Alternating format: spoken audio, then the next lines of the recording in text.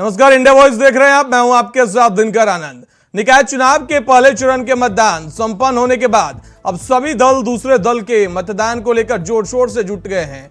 BJP विरोधियों पर दोहरा प्रहार कर रही है। एक तरफ जन समर्थन जुटाने के लिए सीएम योगी, प्रदेश अध्यक्ष भूपेंद्र चौधरी, दोनों डिप्टी सीएम धुआंधार प्रचार प्रसार कर रहे हैं। वहीं दूसरी तरफ बीजेपी दूसरे दलों में सेंधमारी भी कर रही है, जिसके चलते आज भी बीजेपी प्रदेश मुख्यालय पर डिप्टी सीएम ब्रजेश पाठक ने विरोधी दलों के नेताओं को बीजेपी की सदस्यता दिलाई। रिपोर्ट देखिए।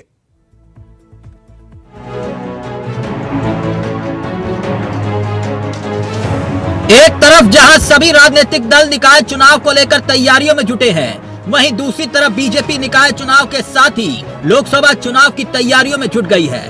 सीएम योगी के साथ साथ पूरी बीजेपी प्रदेश संगठन निकाय चुनाव में जन समर्थन जुटाने के लिए धुआंधार प्रचार प्रसार कर रहा है, तो वहीं दूसरी तरफ बीजेपी विरोधी दलों में सेंधमारी करके उनके नेताओं को बीजेपी की सदस्यता दिलाई जा रही है। शुक्रवार को भी डिप्टी सीएम ब्रजेश पाठक ने बीएसपी सपा के कई नेताओं को बीजेपी की सदस्यता दिलाई। बीजेपी मुख्यालय पर बीएसपी मेरठ मंडल के कोऑर्डिनेटर गोविंद भाटी, सपा लोहिया वाहिनी के प्रदेश उपाध्यक्ष अनूप बारी, मुलायम यूथ ब्रिगेड के पदाधिकारी मुकेश राज भटनागर ने बीजेपी की सदस्यता ली। भारतीय जनता पार्टी का परिवार दिन प्रतिदिन बढ़ता जा रहा है। बड़ी संख्या में विभिन्न राजनीतिक दलों के कार्यकर्ताओं ने, पदाधिकारियों ने, इसके अलावा सामाजिक संगठनों ने पार्टी की सदस्यता लगातार ग्रहण कर रहे हैं। ऐसे अवसर पर मैं आप सभी का हृदय से स्वागत करता हूं, अभिनंदन करता हूं और आभार प्रकट करता हूं और भरोसा दिलाता हूं पार्टी हमेशा आपके सम्मान के लिए, आप जैसे कार्यकर्ताओं को आगे बढ़ाने के लिए काम करेगी।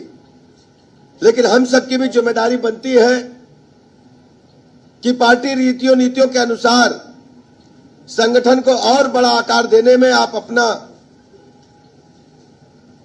समय प्रदान करेंगे और हर स्थिति में, जहां अभी अंतिम चरण का स्थानीय निकाय चुनाव बाकी है, वहां पूरी ताकत और लगन के साथ लग करके भारतीय जनता पार्टी के प्रत्याशियों को जिताने के लिए काम करेंगे। लगातार बीजेपी दूसरी पार्टियों में सेंधमारी कर रही है। निकाय के दूसरे चरण को लेकर बीजेपी का धुआंधार प्रचार जारी है, जो विपक्ष को कहीं न कहीं चुनौती दे रहा है। बीएसपी सपा के नेताओं का बीजेपी में आने जाने का सिलसिला जारी है। चुनाव में बीजेपी को मजबूती मिलती हुई दिखाई दे रही है। बीजेपी दावा कर रही है कि उसका कुनबा बढ़ रहा है। अब ये तो नतीजा ही बताएगा कि निकाय के रण में किसकी विजय होगी, मगर इतना जरूर है कि मनोवैज्ञानिक बढ़त बनाने में बीजेपी जोर शोर से लगी है। Bureau report, India voice, Lucknow. चरण के मतदान समाप्त होने के बाद बीजेपी के तमाम बड़े नेता लगातार प्रचार प्रसार में जुटे हुए हैं, तो एक तरफ बीजेपी लगातार सेंधमारी कर रही है।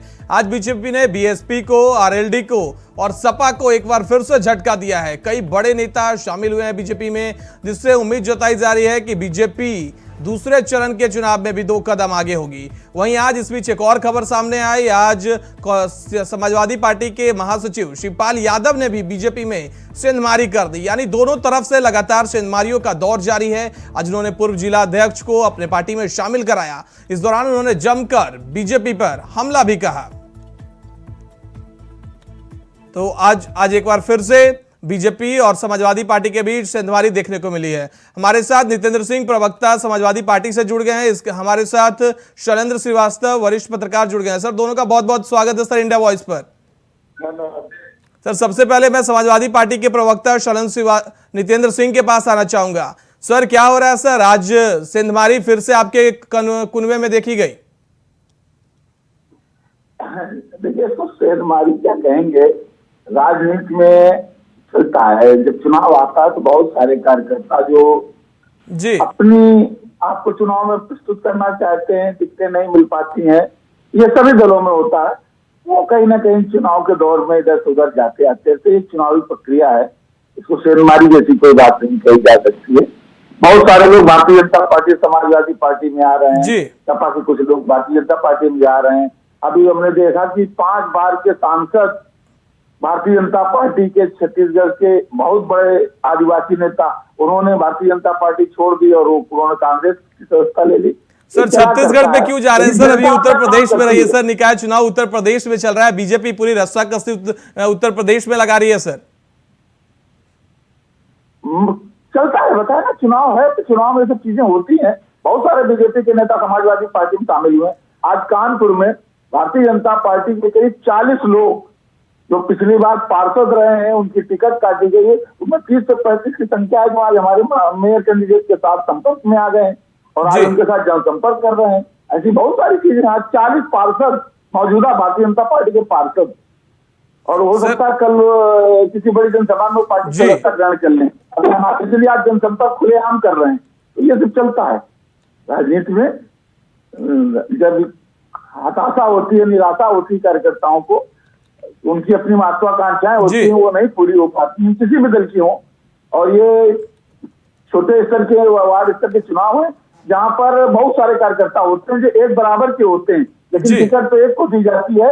ऐसे में कभी कभी जो वैचारिक रूप से कमजोर होते हैं वो कभी न कभी ऐसे कदम उठा लेते हैं, इससे कोई बहुत फर्क नहीं पड़ता है। सर आपके बयानों को सुनकर ऐसा लग रहा है सर जैसे सब नॉर्मल है, लेकिन आपके ही सर समाजवादी पार्टी के मुखिया अखिलेश यादव कहते हैं कि बीजेपी के पास प्रत्याशियों की कमी हो गई, वो सेंधमारी कर रही है, अपने प्रत्याशी उसके पास नहीं जुट रहे हैं। तो अखिलेश यादव के बयानों में एक बौखलाहट दिखती है सर, और आपके बयान सर बिल्कुल नॉर्मल लग रहे हैं सर। देखिए, बौखलाहट कैसे आप कह सकते हो? ये तो हकीकत उन्होंने बयान की है। आप देखिए शाहजहांपुर के अंदर किस तरीके से भारतीय समाजवादी पार्टी का जो प्रत्याशी है, आपने उसको अपना प्रत्याशी बना दिया। ऐसी कौन सी मजबूरी आ गई कि आपके पास कार्यकर्ताओं की कमी आ गई क्या? ये चीजें ये तो हकीकत बयान की जा रही है, इसमें कौन सी बौखलाहट है? राजनीति में अगर सच्चाई बयान करना को आप बौखलाहट कहेंगे तो ये तो बहुत ही निंदनीय बात होगी। लेकिन सर अभी आपके बयान से ऐसा जाहिर हो रहा था कि ये चुनाव है, होते रहता है, वैचारिक मतभेद होता है तो कमजोर दिल वाले लोग चले जाते हैं। हमारे साथ शैलेंद्र से हमारे साथ कृष्ण मोहन पांडे भी जुड़े हुए हैं, प्रवक्ता बीजेपी से। सर आपका भी बहुत बहुत स्वागत है सर। सर सीधा सवाल आपसे कहना चाहूंगा सर, आज फिर से सेंधमारी देखने को मिली। आज बीजेपी ने भी आरएलडी और समाजवादी पार्टी और बीएसपी में सेंधमारी की, तो सर आज आपके यहां भी सेंधमारी की गई सर। इटावा में शिवपाल यादव ने सर पूर्व जिला अध्यक्ष को घर वापसी करवा दी है। देखिए, जो भी कार्यकर्ता जो कि भारतीय जनता पार्टी को छोड़ के जा रहे हैं, उनकी अपनी व्यक्तिगत कोई मनता और व्यक्तिगत मंतव्यता होगी, परंतु भारतीय जनता पार्टी का जो कार्यकर्ता है वो आज भी भारतीय जनता पार्टी के साथ है। और भारतीय जनता पार्टी संगठन जो है वो बड़ी मजबूती से कार्यकर्ता है। हमारे कार्यकर्ता उनका मनोबल बहुत ही ऊंचा है और उनको पता है कि ये नगर निकाय का चुनाव हम बड़े मजबूती तरीके से जीत रहे हैं और उत्तर प्रदेश में की सरकार बनाकर उत्तर प्रदेश के विकास को और तेजी से बढ़ा देंगे। और उन सारे कार्यकर्ता, उन सारे मजदूरों का सम्मान होगा, जो कि ये विजय होगा, सम्मान होगा, क्योंकि बहुत उनके अथक मेहनत से और 5 वर्षों जनता के बीच में जा जाके उनके समस्याओं को उन्होंने सुना है, उनको समझा है और उसको अपनी सरकार के थ्रू ठीक करने का प्रयास किया। अब देखते हैं कि जनता को और कार्यकर्ताओं को इस बात का महसूस हो रहा है कि हम चुनाव जीत रहे हैं और बड़े मनोबल के साथ आगे बढ़ रहे हैं। सर लेकिन बड़ा सवाल यह पैदा होता है सर कि विश्व की सबसे बड़ी पार्टी कहे जाने वाली बीजेपी के पास सर इतना बड़ा कुनबा, इतना बड़ा परिवार सर, लेकिन फिर भी बाहरी लोगों की जरूरत पड़ी है। सर आज ब्रजेश पाठक ने पार्टी मुख्यालय में कहा कि आप लोगों का स्वागत है, आप सभी जीत में योगदान करें। सर बाहरी लोगों से जीत का योगदान करें सर, वो अपने ना हुए आपके क्या होंगे सर? नहीं, सबसे बड़ी बात है कि आप इस व्यवस्था को इस तरह से लीजिए जी। अगर मुख्यमंत्री जी ने कुछ कहा है तो निश्चित तौर पर उसका स्वागत होना चाहिए कि हम सारे लोग हम जीत रहे हैं, भारतीय जनता पार्टी जीत रही है और जो भी लोग आ रहे हैं भारतीय जनता पार्टी की जीत में सहभागी बने, ये तो एक बेहतर विकल्प है कि हम जीत रहे हैं। हमारे स्थिति में आप भी सही करिए, आइए भारतीय जनता पार्टी का स्वागत है, एक और एक मिलकर हम 11 बने और राष्ट्रीय पार्टी की प्रक्रिया को जो भी लोग राष्ट्र से करते हैं, जो भी उत्तर प्रदेश से प्रेरित करते हैं, उत्तर प्रदेश के विकास में सहभागी बनना चाहते हैं, वो भारतीय जनता पार्टी उनका स्वागत है। निश्चित तौर पर आदरणीय मुख्यमंत्री जी ने इसका स्वागत किया है और वो सारे लोग जो भारतीय जनता पार्टी के बीच विश्वास रखते हैं, भारतीय जनता पार्टी के सिद्धांतों में और विकासवादी व्यवस्था में राष्ट्रवादी व्यवस्था में विश्वास रखते हैं, उन सारे का भारतीय जनता पार्टी में स्वागत किया गया है और वो सारे लोग भारतीय जनता पार्टी उत्तर प्रदेश के विकास में सहभागी बने। हमारे साथ शैलेंद्र श्रीवास्तव वरिष्ठ पत्रकार भी जुड़े हुए हैं। सर, मैं आपके साथ आना चाहूंगा। सर, आज सेंधमारी हुई, सेंधमारियों का दौर लगातार जारी है, लेकिन इस बीच sir deputy CM Keshav Prasad Maurya का एक ट्वीट आता है सर, जो खलबली मचा देता है। वह ट्वीट करते हैं 100 में 75 हमारा है, 25 में बंटवारा है, लेकिन 25 भी हमारा है। सर, इस ट्वीट के राजनीतिक मायने क्या निकाले जाए सर? जब विधानसभा चुनाव 2022 चल रहे थे उस वक्त 80-20 का नारा सुना, अब 100-25, क्या एक अलग राजनीतिक संकेत है सर? निश्चित रूप से ये विपक्ष के ऊपर एक दबाव बनाने का जी साइकोलॉजिकली ये एक तरीका है। अच्छा, विपक्ष भी इस समय पंचायत चुनाव में, स्थानीय निकाय के चुनाव में जी अपने आप को अलग थलग कर लिया है। यहाँ चुनाव यहाँ पर है, ये हर जगह रैलियां कर रहे हैं और वो लोग निकल कर चले गए कर्नाटका। जी पहले शुरुआत मायावती जी ने किया और उसके बाद अब अखिलेश जी भी चले गए, जी ताकि एक फेस सेविंग रहे कि देखिए हम तो विधानसभा चुनाव में हम व्यस्त थे, वो ज्यादा बड़ा चुनाव था और इसलिए हम यहाँ पर ज्यादा समय नहीं दे पाए। जी तो उसके मूल में वही है जो इन लोगों को पूरा अनुभव है, चाहे मायावती जी हो चाहे अखिलेश जी हो। इन्होंने जो काम सत्ता में रहते हुए किया था, इनको जी। अच्छी तरह पता है, वही अधिकारी है, वही सिस्टम है जी। और वही तरीका अपनाया जाएगा। तो इसलिए इन्होंने अपने रिसोर्सेज को सीमित करने के लिए अपने आप को बाहर कर लिया। अब इस बात को समझ गई सत्तारूढ़ पार्टी भारतीय जनता पार्टी, तो उसका लाभ उठा रहे हैं। उनको मालूम है ये जा रहे बात ठीक है, इनके जाते जाते एक परसेप्शन दे देते हैं अभी से लोगों को कि हमारे टक्कर में कोई नहीं है और इसका लाभ अब हम लोकसभा में चुनाव में उठाएंगे। और ये बात इनको भी समझना चाहिए विपक्षी दल के लोगों को कि यदि क्या कोई भी चुनाव होता है तो ऐसा नहीं कि तुरंत आचार संहिता लगने के बाद लोग डिसीजन लेते हैं। वो मन पिछले 1 साल से बनने लगता है, जिस तरफ जिसको जाना होता है धीरे धीरे वो उस तरह का माहौल बना देता है। ये 1 साल से कम समय रह गया है लोकसभा चुनाव होने का। ये चुनाव एक लिटमस टेस्ट के तौर पर भी रहेगा शहरी क्षेत्र के लिए। तो ऐसे में इस बात की गंभीरता को, क्योंकि भारतीय जनता पार्टी बहुत ही चुनावी लिहाज से बहुत ही मजबूत पार्टी है, बहुत ही एक्सीलेंट है उनका, तो 1 साल 2 साल आगे का ये योजना लेके चलते हैं। उन्होंने इस मौके का फायदा उठा लिया। उन्होंने कहा जब ये जा ही रहे हैं उधर तो इसको इस रूप से प्रचारित करो कि हमारे टक्कर में ही कोई नहीं और कोई दिख ही नहीं रहा है, इसलिए जरूरत नहीं है। फिर भी योगी जी इतना ताबड़तोड़ देखिए दौरा कर रहे हैं, रैली कर रहे हैं, तो क्यों कर रहे हैं? कोई जरूरत नहीं, जरूरत होती तब तो करता कोई, लेकिन इसीलिए कर रहे हैं कि ताकि लोगों के दिमाग में बात स्थापित की जा सके कि देखो हमारे टक्कर में कोई है नहीं।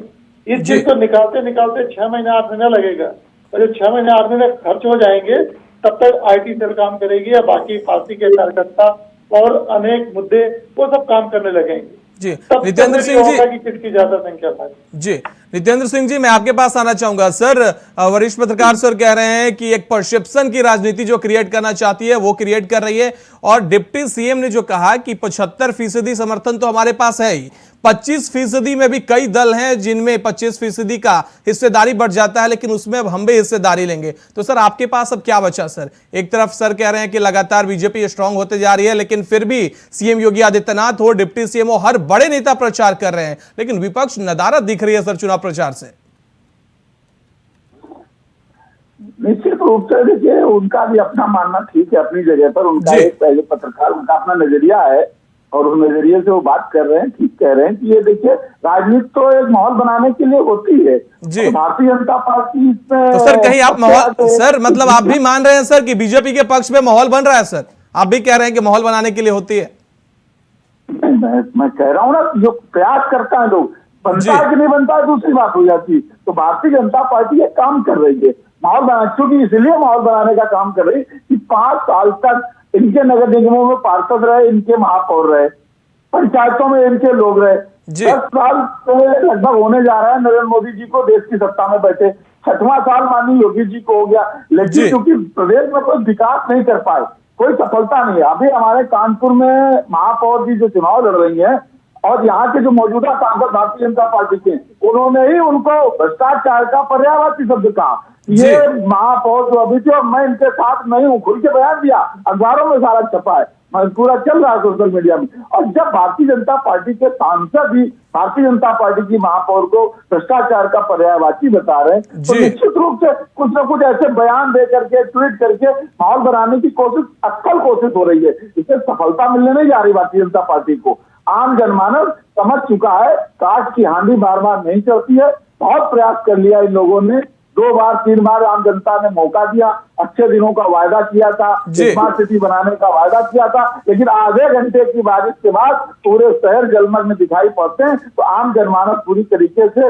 इनके खोखले और जुमलों को समझ गया है, इसलिए इनके जुमलों में बहकावे में आम जनता आने नहीं जा रही है। सर किस तरीके से आम जनता सर इनके वादों को, इनके खोखले वादों को समझ चुकी है? सर आप कह रहे हैं 80-20 का नारा विधानसभा में आया सर, लेकिन फिर भी यूपी बीजेपी जीत गई सर। उसके बाद आप 75-25 ला रहे हैं सर। यूपी में लगातार बीजेपी और स्ट्रांग होते आ रही है। आप एक तरफ कह रहे हैं कि काम नहीं किया है, लेकिन जनता सर जब मतदान करने जा रही है तो आपके पक्ष में क्यों नहीं मतदान कर पा रही है? अगर पक्ष में मतदान नहीं किया होता तो जी। 125 सीटें लेकर के नहीं आए होते। जी। ये पक्ष और विपक्ष दो ही चीजें होते हैं। राजनीति में विजेता एक उप विजेता होता है। तो जी। विधानसभाओं में हम उप विजेता की हैसियत पे थे और अभी हम लोग विजेता की स्थिति में आ रहे हैं। और लोकसभाओं में उत्तर प्रदेश से देखिएगा किस तरीके से भारतीय जनता पार्टी का सफाया उत्तर प्रदेश की जनता करने जा रही है। जी कृष्ण मोहन पांडे सर, मैं आपके पास आना चाहूंगा। सर माहौल बना रहे हैं ये लोग भी, माहौल आप भी बना रहे हैं। लोकसभा की बात कर रहे हैं सर कि लोकसभा में किस तरीके से सफाया करेंगे। आपके सांसद या आपके महापौर को कह देते हैं सर भ्रष्टाचार की बातें कह देते हैं, भ्रष्टाचार का पर्यायवाची बता दे रहे हैं सर। देखिए, राजनीति में विरोध प्रतिरोध चलता रहता है। उसका संगठन जो है विचार करेगा, संगठन से लोगों पर कार्रवाई करने की काम करेगा जो कि संसाधनहीनता में आता है। परंतु हमारे समाजवादी मित्र ने कहा कि काट की हानि बार बार नहीं चलती है। सात बार बार नहीं चल रही, एक बार नहीं चल रही है, बार बार ही चल रही है। हम 14 में आए, 17 में आए, 19 में आए, 22 में आए और पुनः बार बार हम आ रहे हैं क्योंकि जनता का विश्वास भारतीय जनता पार्टी के साथ है। क्योंकि हमने उत्तर प्रदेश में 70 वर्षों में वो कर दिखाया है। जिस अपराध, भ्रष्टाचार, दंगा का कुछ पार्टियां थी जिसमें कुछ विशेष दल सहयोगी थे और उत्तर प्रदेश को लूट काट बना रखा था, गरीबी राज्य बना रखा था, बीमारी राज्य बना रखा था। उत्तर प्रदेश की जनता ने 5 वर्षों में महसूस किया कि भारतीय जनता पार्टी है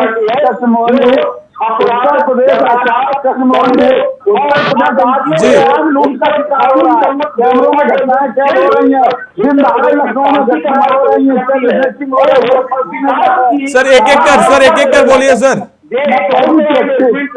पुलिस जी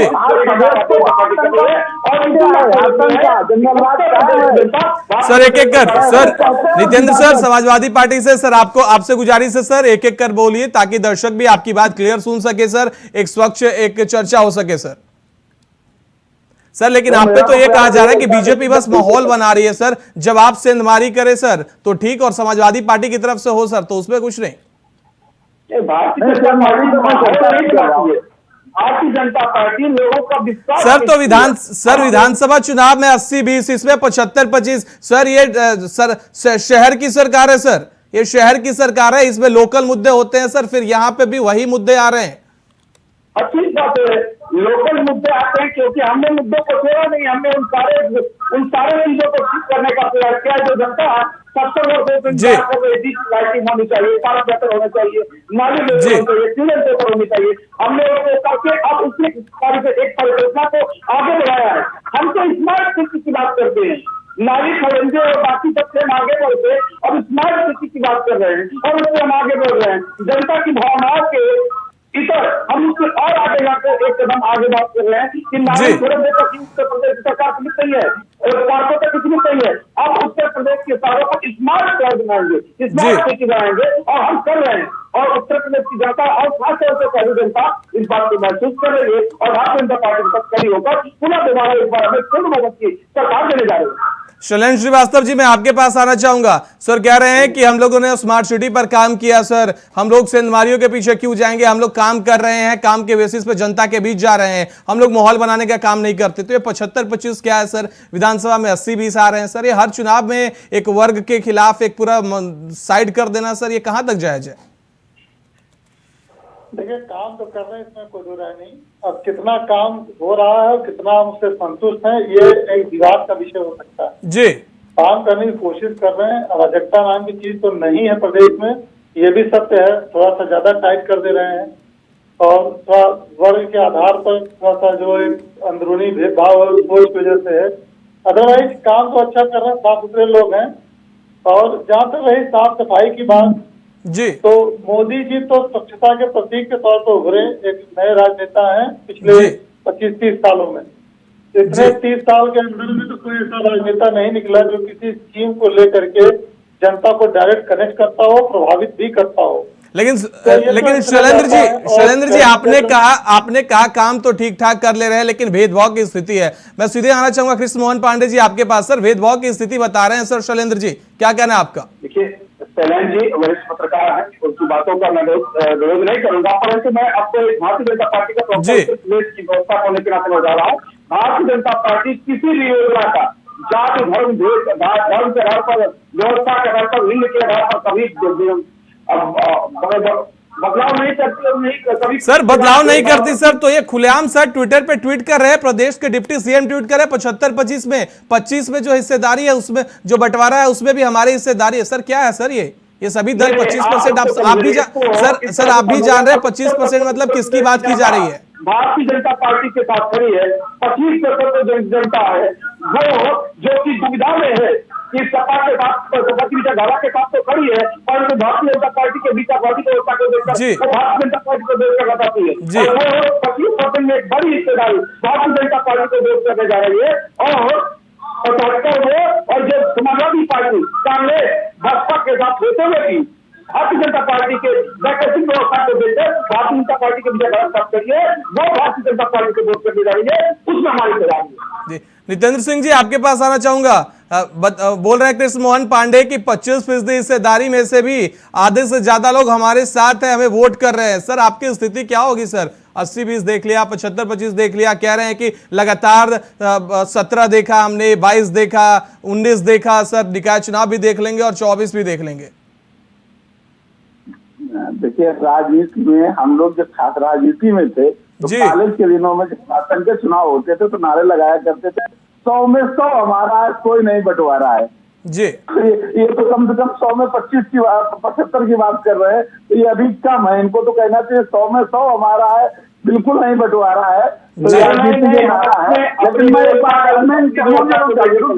कसमोहन रुक जाइए, मैं आपकी बात का एक जवाब दे रहा हूँ। अभी कसमोहन जी कह रहे थे स्मार्ट सिटी की बात कर रहे थे, तो इनसे मैं पूछना चाहता हूँ एक स्मार्ट सिटी का कोई नाम बताएं, उत्तर प्रदेश की एक बड़ी स्मार्ट सिटी। और स्मार्ट सिटी को छोड़ दीजिए, मैं ये पूछना चाहता हूँ उसके पहले सदों ने एक एक गांव गोद लिया था, जरा उसे एक गांव का नाम बता दीजिए जो गांव स्मार्ट हो गया हो। सिटी तो बहुत दूर है, सांसदों ने मोदी जी की कृष्णमोहन पांडे जी गांव का नाम बता दीजिए सर, गोद लिया था आपने। स्मार्ट सिटी का नाम बता दीजिए उत्तर प्रदेश में जहाँ विकास हुआ है सर। स्मार्ट बना दिया, सिटी तो दूर है, यही जुमला है, यही जुमला है। स्मार्ट सिटी की बात करेंगे, स्मार्ट नहीं बना पाए, स्मार्ट मोहल्ला नहीं बना पाए। नितेंद्र सिंह जी जवाब ले लेते हैं, नितेंद्र सिंह जी जवाब ले लेते हैं कृष्णमोहन पांडे से, उनको बोलने देते हैं। आप बताइए कि कौन से गांव को गोद लिया जो विकास कर गया? स्मार्ट सिटी का नाम आपने लिया, कहाँ विकास हुआ सर? नहीं, ये हमारे भाई जो कह रहे हैं कि गांव का नाम बताइए जो सांसद ने गोद लिया था। गांव की परिकल्पना ये थी, जो दिल्ली बैठा व्यक्ति, लखनऊ बैठा व्यक्ति, गांव की परिकल्पना ये थी कि टूटी सड़कें, बिना नाली का गांव, बिना करंदे पगडंडियों का गांव, वही गांव हुआ करता था भारतीय जनता पार्टी की सरकार में। वो गांव जो कि गोद नहीं दिए गए हैं, तो उनके सड़कें पहुंची है, बिजली पहुंची है, नाली पहुंची है और ब्रॉडबैंड पहुंचा है। और स्मार्ट गांव की जो गोद लेने वाले गांव की बात करते हैं, तो अभी हमारे देसी लोकसभा क्षेत्र में रहता है, ये कबीरा गांव है। आप आके देखिए, वो गांव स्मार्ट बना है। अरे एक बगल में बनिया लोकसभा है, उसमें तौरा गांव है, आके देखिए स्मार्ट गांव बना है। साहब देखने का नजरिया बदलिए, चश्मे बदलिए, यदि चश्मे बदलेंगे तो आपको शैलेंद्र जी, नितेंद्र जी, कृष्णमोहन पांडे जी, आप सभी का हमारे साथ जुड़ने के लिए बहुत बहुत धन्यवाद। एक तरफ जहां लगातार दूसरे चरण के लिए चुनाव प्रचार जारी है, तो दूसरी तरफ हर राजनीतिक दल सेंधमारी और हर हरकंडे अपनाने को तैयार है, लेकिन जनता किसके साथ होगी या तो 13 मई को ही पता चलेगा। फिलहाल हमारे इस खास पेशकश में इतना ही। बाकी की देश दुनिया की बाकी खबरों के लिए देखते रहिए इंडिया वॉइस।